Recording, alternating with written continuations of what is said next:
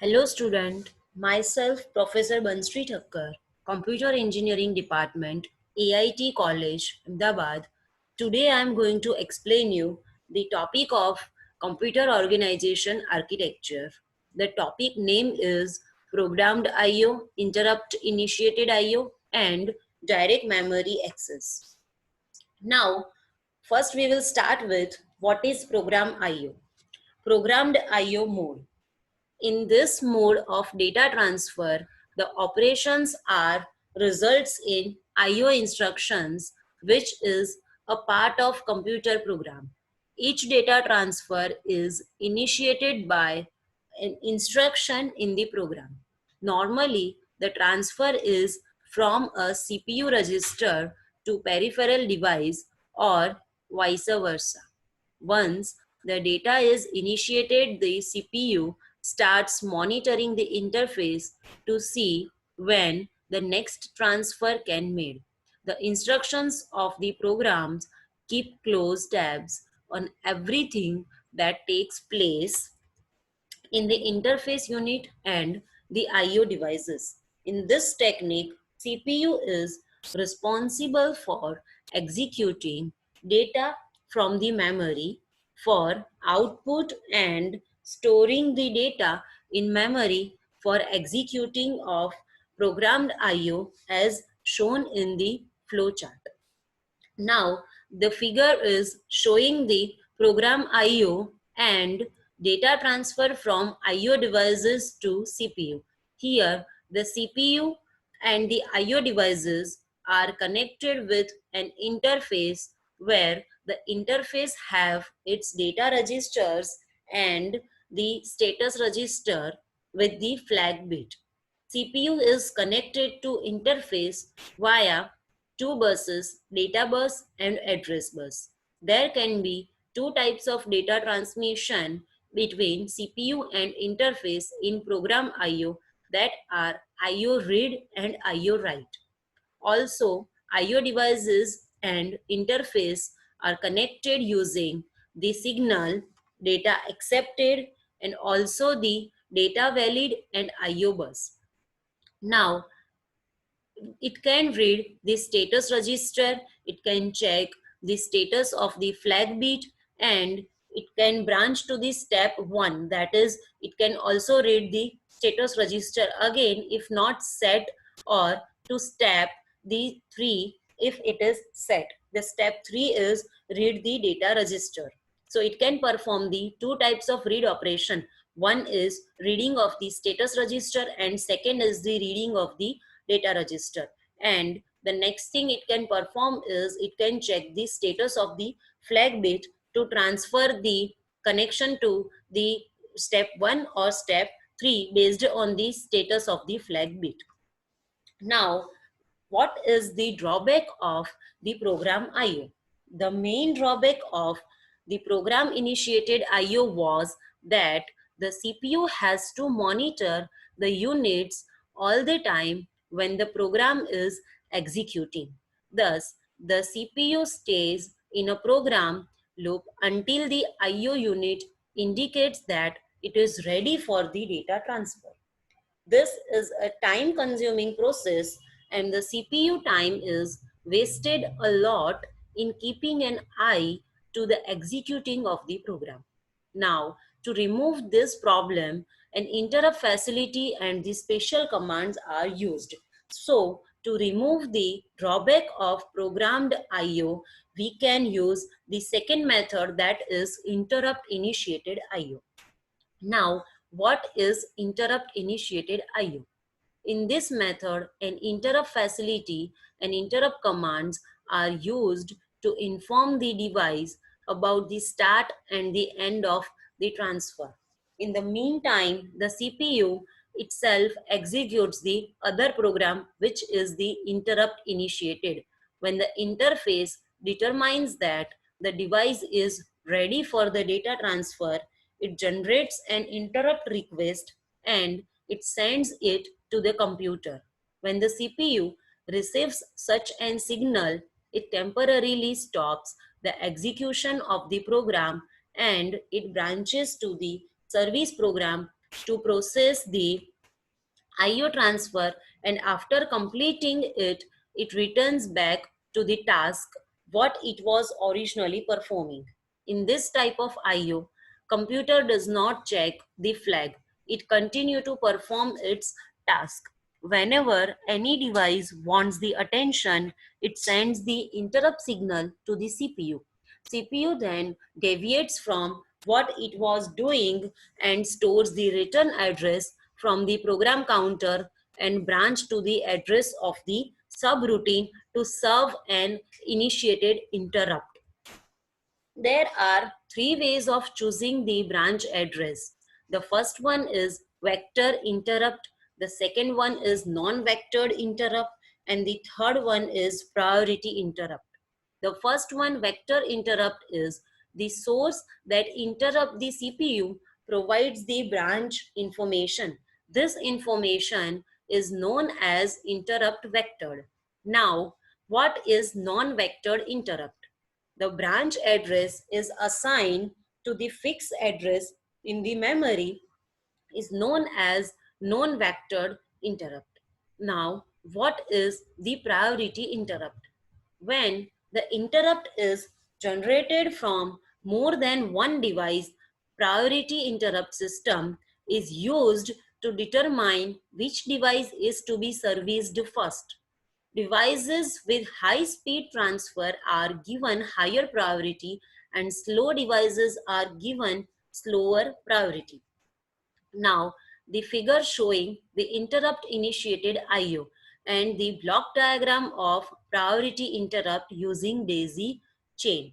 Here, the interrupt which is generated from more than one devices is shown using the device 1, which is having priority interrupt, device 2 and device 3 all are given with the interrupts. Now the serving a priority based interrupt will be based on the priority of a device which has high speed transfer will be served the first. Now, the third thing we are going to understand now is direct memory access, that is DMA. Now, what is the direct memory access? DMA, it is the interface where it transfer the data into and out of the memory unit through the memory bus. The transfer of data between a fast storage device such as magnetic disk and memory is often limited by the speed of the CPU. Removing the CPU from the path and letting the peripheral device to manage the memory buses directly would improve the speed of transfer. Now, this transfer technique is called as direct memory access. During the DMA transfer, the CPU is idle and has no control of the memory buses. A DMA controller takes over the buses to manage the transfer directly between the IO device and memory. The CPU may be placed in an idle state in a variety of ways. One common method to place the CPU in an idle way is the method extensively used in microprocessor, which is to disable the buses through special control signals. There are two special control signals, BR, bus request, and BG, bus grant. These two control signals in the CPU that facilitates the DMA transfer. Now, what is bus request? Bus request input is used by the DMA controller to request the CPU. When this input is active, the CPU terminates the execution of current instruction and places the address bus, data bus, and read or write lines into a high impedance state. High impedance state means that the output is disconnected. The CPU activates the bus grant output to inform the external direct memory access that the bus request can now take control of the buses to conduct the memory transfer without processor. When the DMA terminates the transfer, it disables the bus request line The CPU disables the bus grant. BG takes the control of the buses and return to its normal operation. The transfer can be made in several ways that are DMA bus cycle stealing. What is DMA burst? In DMA burst transfer, a block sequence consisting of a number of memory words is transferred in a continuous burst while the DMA controller is master of the memory buses. In a cycle stealing allows the DMA controller to transfer one data word at a time, after which it must returns the control of the buses to the CPU. DMA controller. The DMA controller needs the usual circuits to an interface to communicate with the CPU and the input-output devices. Now, the block diagram of DMA controller is shown. There are various select signals that are DS, RS, DMA select and register select.